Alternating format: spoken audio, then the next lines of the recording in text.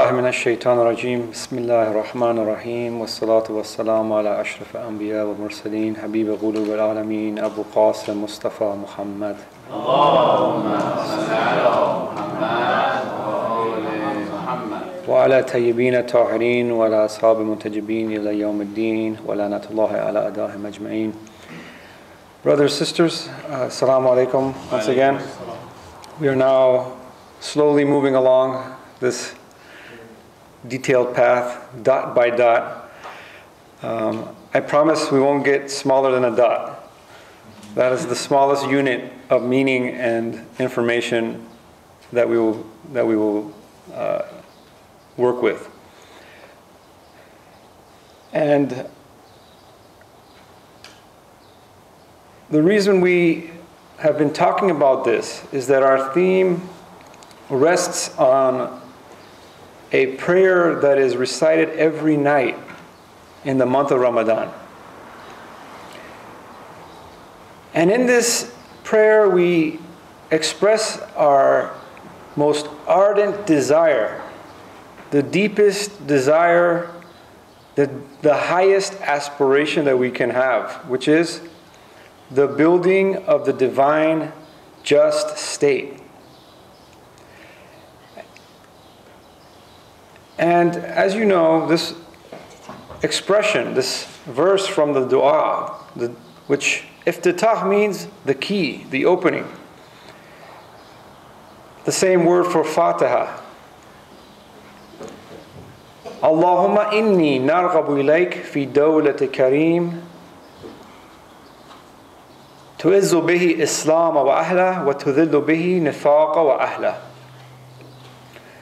That we are expressing to the Almighty, the Absolute One, our ardent, our most dearest desire to establish the divine just state where Islam is honorable and desirable and something that everything within it is striving towards. And its opposite, nifaq, duplicity, hypocrisy, is reduced to the point of elimination. This is the yin and the yang of our desires. The striving towards the perfect state, and as we get closer to that perfect state, that means the impurities is also decreasing. And it's very important, we know this is the goal. But as they say, the devil is in the details. Or I would prefer to change that around a little bit. The truth is in the details.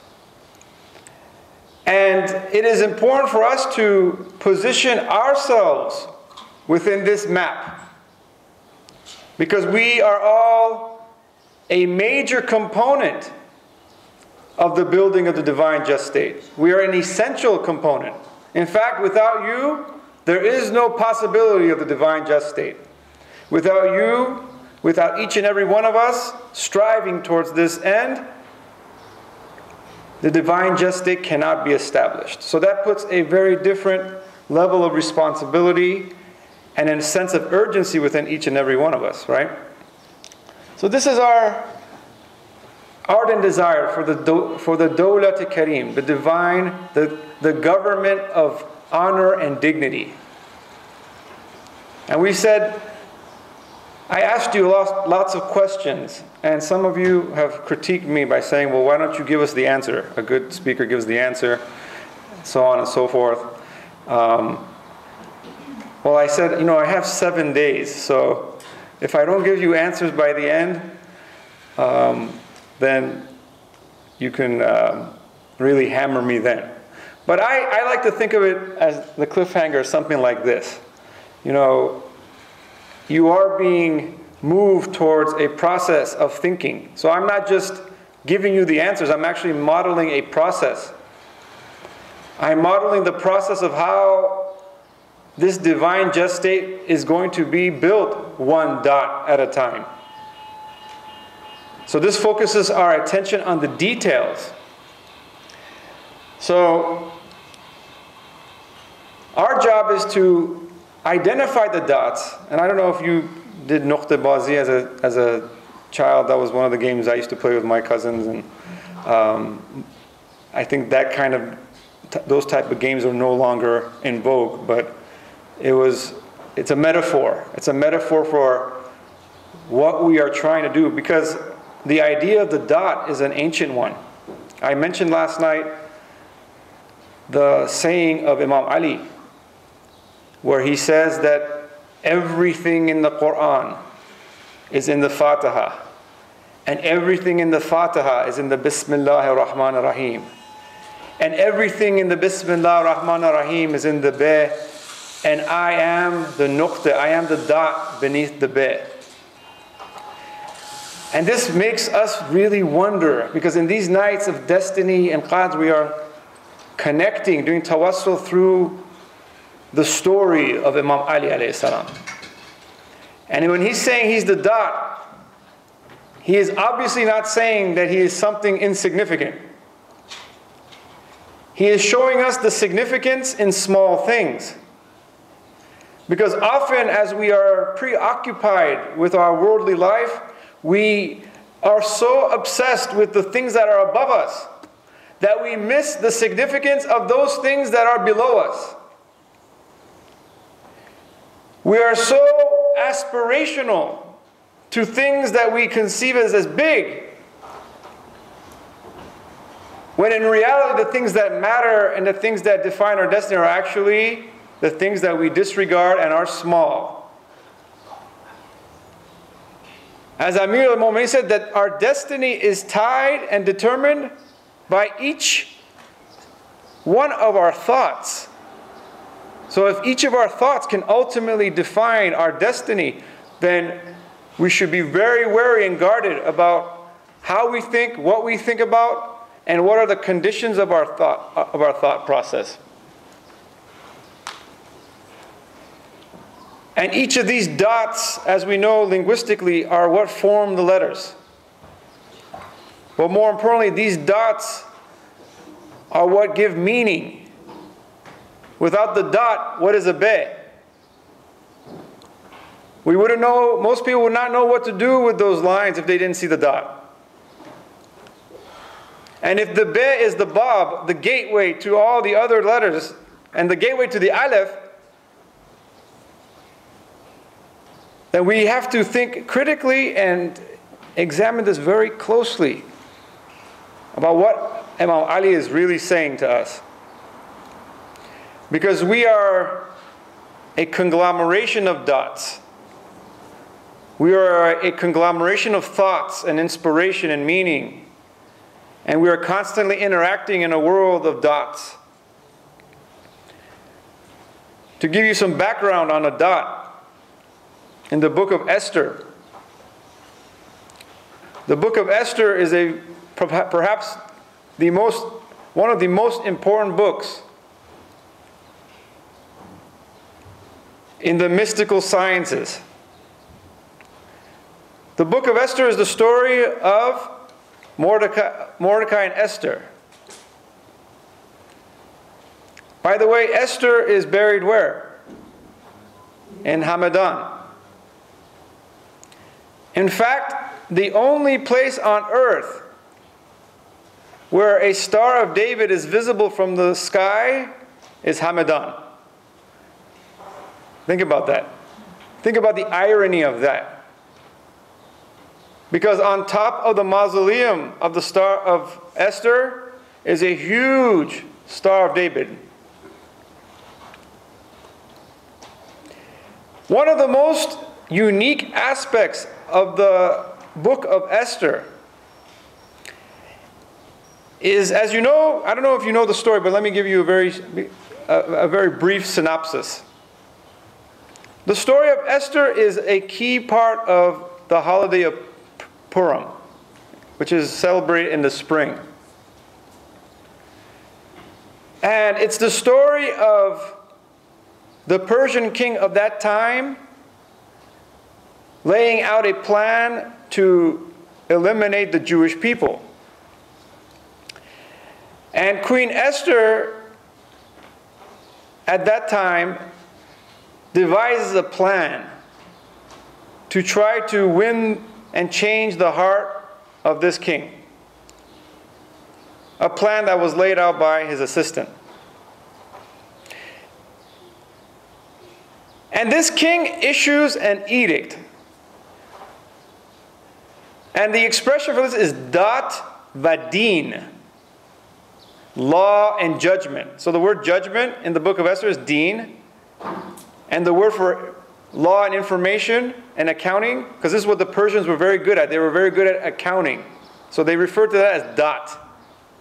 That's where the word data comes from. That's the word the dot literally comes from. Right? So it's originally a Persian word. This expression, dat vadin, is only seen in this book. Because the king, who is the almighty powerful one, issues an edict. And because he issues an edict, he says we have to now follow this. Because at that point in time, the Persian Empire had become very good at bureaucracy, very good at information. But they had lost the wisdom of all that information. They were inundated with data, but they didn't know how to position it into its proper place. So to such an extent that the king, while he was convinced that this was an unjust edict to eliminate the Jewish people, he says, look, this is our dat vadin. The king himself had become a prisoner of the very thing that they had created. Think about this. We live in a time where we are overloaded with data, overloaded with information, overloaded with letters.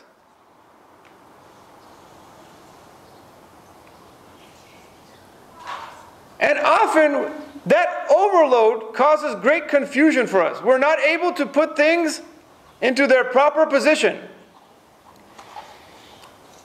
We are very informed, but we might not be enlightened. We might have a lot of information, but we don't have the wisdom to apply it. It's like walking into a pharmacy. You know the solution is there somewhere, but you don't know how to identify it. And in the ancient times, they called the person who could identify the right medicine a hakim. This is why Luqman, a hakim, when he was offered a choice between knowledge and wisdom, he chose wisdom. He said, because the difference is this. That's ilm. What you see on the wall is ilm. A bunch of dots. Shaitan had a lot of ilm. There are many people who are filled with information. But the hakim can put those dots together. Can give it meaning. Can know exactly, they have precision in the acquiring and the implementation of information. The king in the story of Esther lacked that. Hammam, his assistant, lacked that. But Esther had a higher divine wisdom, grounded in the scripture. And she was able to not only save the Jewish people from that edict, but ultimately win the hearts and minds of the most ardent enemies.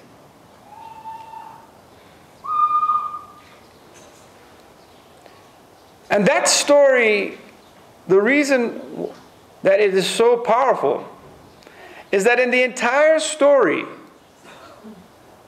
Esther never mentions the word God, but everything she does is godly.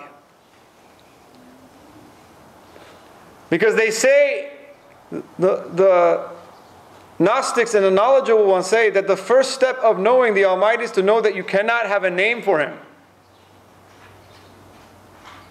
So all these names that we recited last night, those are just tools that help us to see some of these dots. But if we just read it without knowing how it fits within the broader puzzle, it just becomes scattered dots.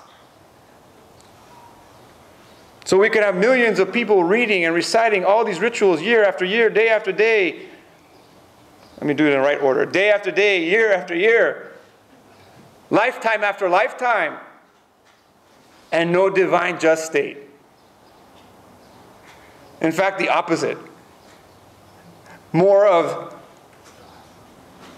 dots and more of this nifaq. Nifaq, the reason nifaq actually exists is because of the scattered dots.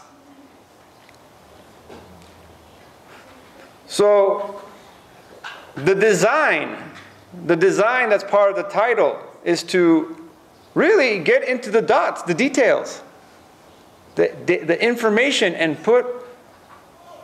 this is only Allah can do this, you can become very informed, but then you need the guidance and the sincerity to put things together. Because one of the things that creates the scatter plot is the ego. Our own arrogance and our own haughtiness, because with each dot that we acquire, what happens? Elevate the ego. The head gets bigger. Right? Isn't that what, that's how, in my field, when we get our letters and all the accolades, it's just our head is getting bigger. Because they're not teaching us about hikmah. They're teaching us how to just build your name, build your resume. Right? It's all about me. And this is not something that you just know. You have to consciously work on this, both on an individual level, a collective level, and ultimately at a divine state level. So I asked you a couple of questions last night, or over the last 2 nights, because tonight's the third. I'm not going to answer them yet. But I heard a lot of great attempts at this. What's your name in the divine just state? What will your name change to? Because if you wonder about a name, there's a lot of significance in a name. You guys know this story? Okay, I will tell the story. This is a very classic, iconic moment in American boxing, world boxing history, where Muhammad Ali keeps taunting Ernie Terrell, "What's my name? What's my name?"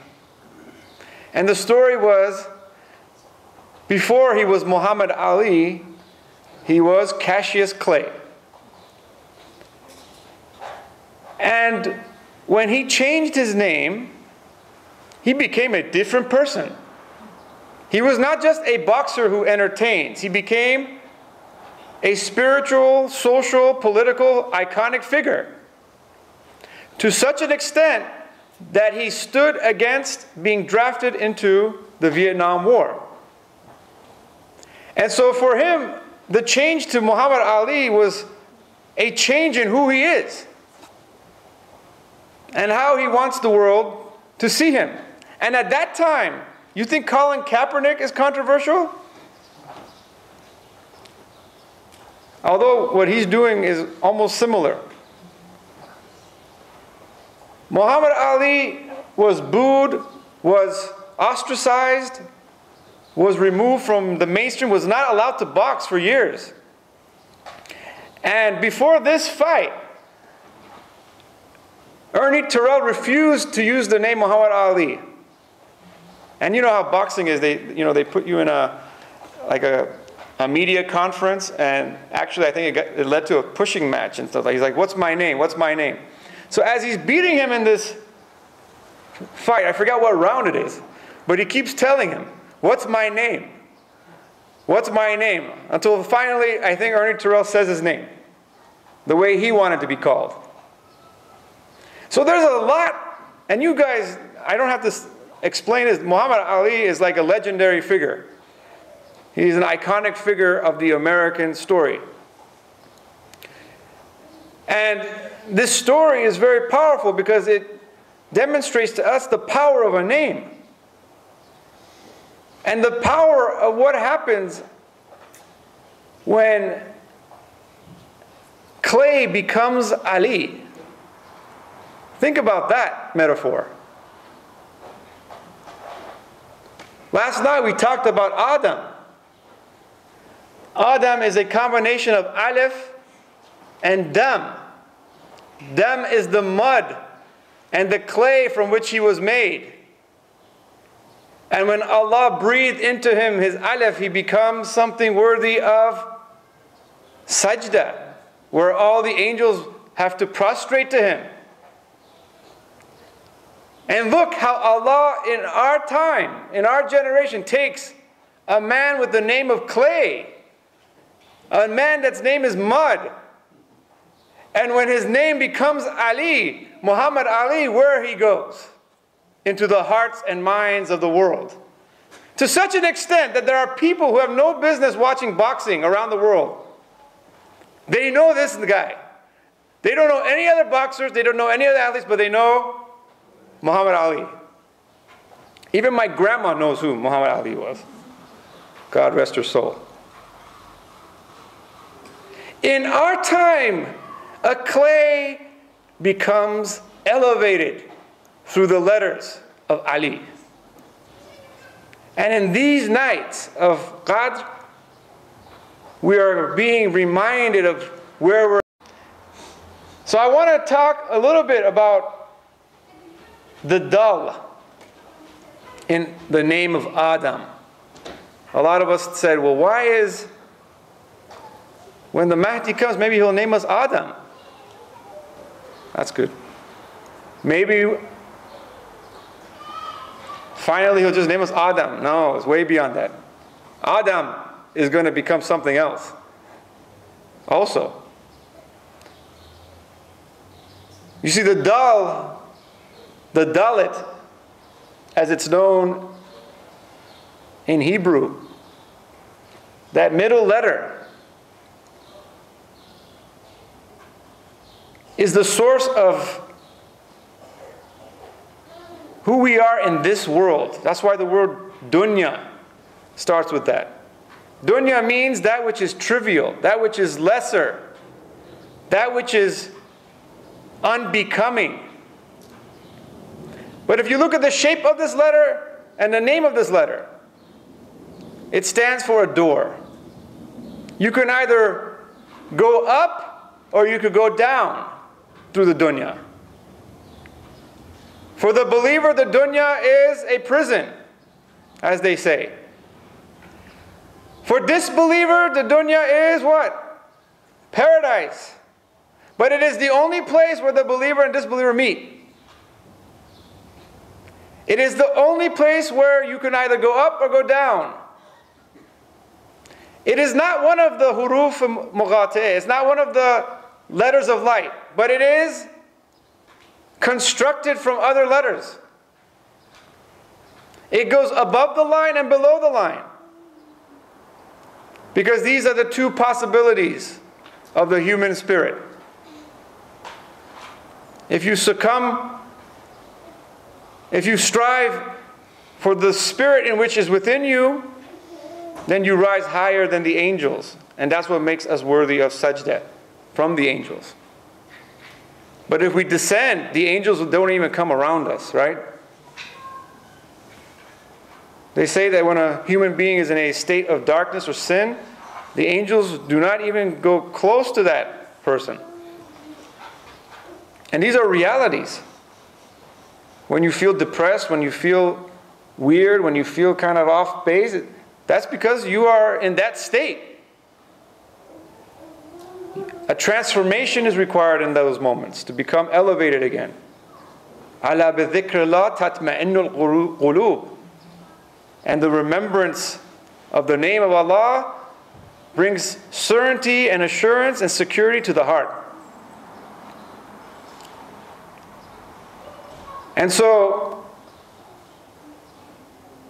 as we strive through this process, dot to dot,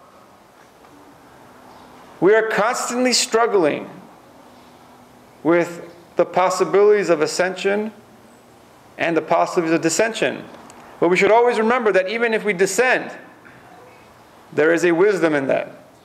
There is a learning opportunity.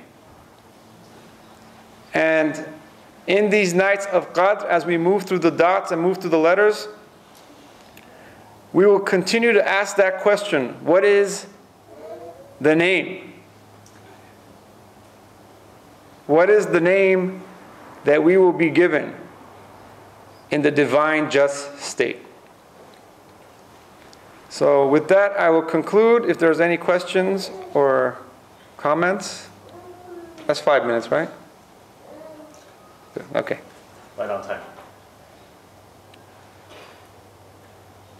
Yes. Could you just ask more? I wanted to ask about the book of Esther. Now, that source is only, that's one of the books in the Bible, right? Yes. And I heard Netanyahu's version of that story, but the version that you have is a little bit different. How? I don't know his version. Well, so you're going to have to educate me on his version so I can... He blamed everything on the king of Iran. He was going to go and kill all the Jews. And some part God saved. Oh, yeah.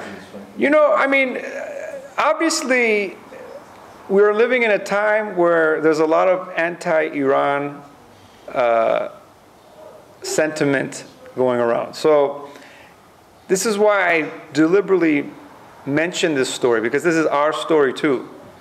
In fact, it's more our story. But that was my question. It appears in the Bible. Where else does it appear other than the Bible? Is that the only place where it I don't know if it appears other... I mean, it's in the Bible, so that means it's a book. Now, some people question whether it should be in the Bible, but it is in the Bible, and it has been ratified by both Christians, of course, Jews, that this is an authentic and legitimate story, an authentic book.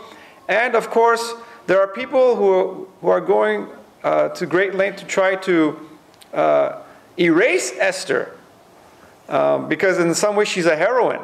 And you know, in March when I came and gave a talk, I talked about a book by David Cohen, which is From Esther to Fatima. And it's a book that shows how these two archetypes have played in the definition of the female identity within Iran. And so I think we are in a time where we need to reattach ourselves to these meanings, to these stories, and it's accessible, you know, I mean, you know, and it's something that helps us connect the dots. It helps us connect the dots. And, you know, obviously, we don't believe that all the kings of Iran were like just kings. But at the same time, in the same Old Testament, there's only one king that is called Messiah. There's only one king that is mentioned as Messiah 23 times, and that is Kurosh Kabir. In fact, I believe that is a lot of people, and I'm one of them, would think that Kurosh Kabir is Dhul Qarnayn, because Dhul Qarnayn means the one with two horns, and that was his title. And there is lots of evidence, and you know, maybe in the coming nights I will share some of those verses about Kurosh Kabir, and kind of, you know, they have there's an expression that says Kurosh is kosher, because Kurosh and kosher are the same letters. It's just you reverse the re and the she. And we need to do a better job of owning that narrative. I think some of the things we've become so distant from these stories that, you know, the name Esther and the book of Esther has a lot of, it's an interesting book because it has Persian in it, it has Hebrew in it, it has Aramaic in it. It's the only book that I've seen from the literary analysis that I read. I mean, that say this book has all the genres that are evident in the Old Testament. So that means it's the most, stylistically, it is the most complete book. It shows evidence from the beginning, Genesis, Bereshit, all the way to the end. So all 2,000 years of history that's covered, the linguistic style is used in the book of Esther, which shows how it cuts, the themes of it cut across time. So I think the story of Esther is very important for us to get to know, get to analyze. And, I think we can, in that story, we would be opposed to the king of Persia, right? Because he's going to kill all the children of Israel. That is something that we would oppose. But at the end of that book, does the king do the opposite and kill the evil guy who was supposed to kill the Jews? Isn't that? I don't know. I don't remember that part, but I know it doesn't happen. And that's why the spring celebration is a celebration of survival, right? So that theme originates in that story. And so it's kind of like the Ashura story for Shias, right? That's the story that's repeated and celebrated. It's an iconic story. It's almost equal to the Passover story, maybe even greater, in terms of where it sits iconically. By the way, is this a true story or is it mystical? Well, all stories are mystical stories. No, but I mean, is there any truth? Because Iran has so many poetry and all these things that are not based on. Well, I mean, you'll get debates on that. I believe it's a true story, but like any story from the past, it can have figurative qualities to it. I mean, I always look at stories not for literal truth, but I look at it as like it's like a metaphor to, bring home a moral lesson. And it's for sure an iconic story, because it's a story that's repeated over and over again, generation after generation. So there's definitely a factual flow to it. And if anybody, one time somebody said that Esther didn't exist, and this kind of offended me. So I said, you know what? I've been to her mausoleum, and the whole room went silent. It's kind of, it was something that was not on the radar, but there is that movement to try to erase the factualness of the story, and that doesn't benefit kind of the tensions that you're talking about. The attempt to erase Esther is an attempt to erase the Persian identity in a lot of ways. And I think we have to take greater ownership in that narrative, at least be participants in it, so that we can know intimately how this story projects itself into questions of identity. But it's a very brilliantly written story. So on the face of it, whoever wrote it was divinely inspired.